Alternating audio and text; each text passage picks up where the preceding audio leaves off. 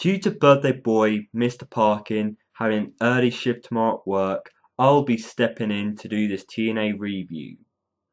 And the whole show was based around August the 1st warning, where a wrestler who has not been in TNA, has anything to do with TNA, will be making a debut. And we get the news that Hogan has banned Taz from the arena. And one of the things that an upset Taz does is try to reveal who this August the 1st guy is. And he only reveals a laptop in a Hummer limousine showing a video package of the August the 1st guy. So we're going to find out later tonight just who that person is. Later in the night, we have AJ Styles saying the dream matches of him against Aries and the past one of him against Hardy are bull. Because just like heroes, there's no place for dreams, only nightmares. And because of these two segments of AJ Styles and Bobby Roode and Aries, they've hyped up the Bound for Glory series and hyped up the main event. So because of this, it's helped to bring out more excitement and enjoyment of what's yet to come. Following the Austin Aries and Bobby Roode segment, it leads us on to our first match, which is Bobby Roode defeating Hernandez in a Bound for Glory series qualifying points match. And as much as I enjoy Hernandez's moves and dominance in the ring, Bobby Roode had to win this.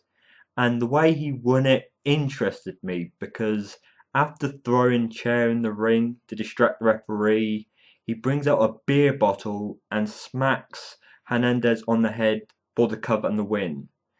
I don't know why he had to bring a beer bottle in when that's more of a James Storm thing, but I guess that's bringing the heel tactics of Bobby Roode back, and he picks up the win, giving him points going into the Bound for Glory series. Not a bad match, good finish for the heel Bobby Roode coming back. I liked it.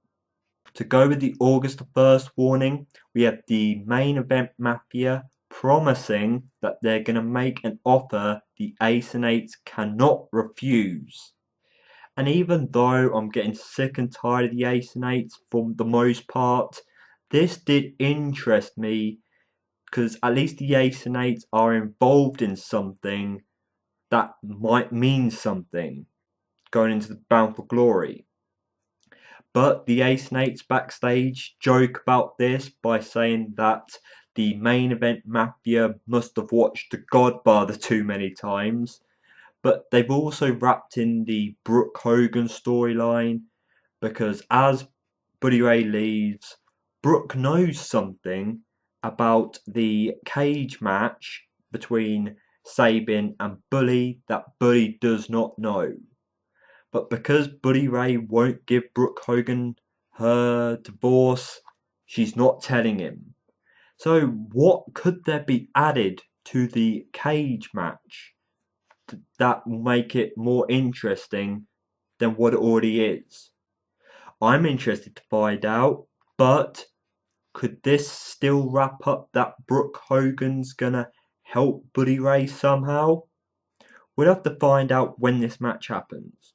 TNA's way of getting Eric Young on TV is to put him into a segment involving another wrestler who I don't believe is where he should be or where his character should be, and that is with Joseph Parks. Because going into his match against Jay Bradley, Eric Young offers some help to Joseph Parks to make him wrestle more, which I guess will help him in the future.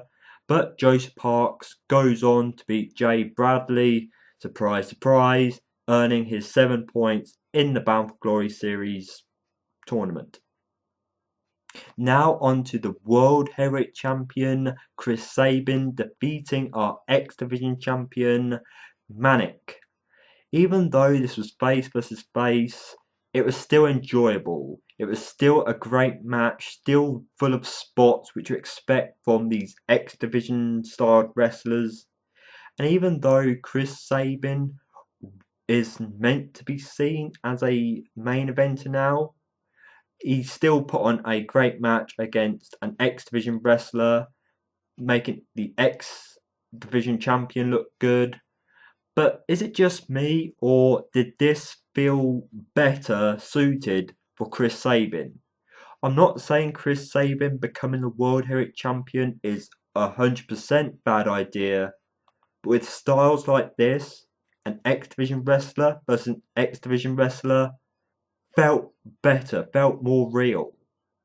But after the match, it forwards on the storyline of Sabin and Bully because Bully attacks Sabin only for Sabin to get the upper hand on a World Heavyweight Champion again, making Chris Sabin look like he's ready for Bully Ray. And I'm still waiting for Bully Ray to prove that Chris Sabin's probably not at his level. But other than that, the match was great. Even though this match ended via double countout, I still believe that the TNA knockouts give us a much stronger match than the Divas in the WWE. And because of the result of this match, ODB and Gail Kim may be a possible second knockout feud for TNA. And I want to give this match compliments because at least ODB is not wrapped up in some knockouts tag team match with a boyfriend, Eric Young, fighting for championships that really shouldn't be in TNA anymore. And in fact, they've been removed now. Thank God. But this match, forwarding a knockouts feud, as well as the knockouts title one, not a bad thing in TNA, I don't think. The main event of tonight is the exciting match between Austin Aries and AJ Styles. And just from the promos earlier and our expectations from both wrestlers, this match definitely delivered. It got me very into it, very entertaining, great spots, great performances. You could see this happening at pay-per-view if TNA was to build a feud out of this. And it was just great overall. I could repeat that so many times. This match, yes, they could have possibly saved it to happen at a bigger stage with the fact is it's the first time this has happened, but it was just an entertaining match. Sad to say, the finish though, when they were doing so well in the ring, out the ring, it was kind of sloppy. And I don't know what TNA were thinking with this finish. People on Twitter were saying a DQ finish. Some people were saying they just go at it for a longer time than what was given to this match. But other than the sloppy finish, match of the night and could be a lot more if they make a feud out of this. You can really see where TNA's importance lies, where after the sloppy main event finish, they move straight on to the main event Mafia and Ace and 8 storyline. But when the main event Mafia get into the ring, they get straight down to business and the Ace and 8 appear on the ramp and say, "We're not backing down for whatever's about to come." And the main event Mafia announce at Hardcore Justice it's going to be a match where whoever gets pinned has to leave TNA for good. And then all of a sudden, the Ace and Eights and the main event Mafia just brawl in the ring. Which, surprise, surprise, even though you expect the Ace and Eights to get beaten down, it happened again tonight. And after Anderson accepts this challenge, we get the reveal of August the 1st warning. And the guy who's coming into TNA is TITO ORTIZ. And he does a big stare down for the remaining of the show at Rampage Jackson. So it's possibly teasing him getting involved in this. I'm not sure if he's going to get wrapped up with the Ace and Eights or if it's going to be a feud between him and Rampage. We'll have to see as the weeks build on. But how do you guys feel about this big reveal? With me not being much of an MMA watcher or much knowledge into this, I was enjoying reading the tweets people were saying about this. I'm interested to see what your thoughts are and how TNA build his involvement into this storyline. But I also missed out the fact I should finish with that because that was the big ending of the show.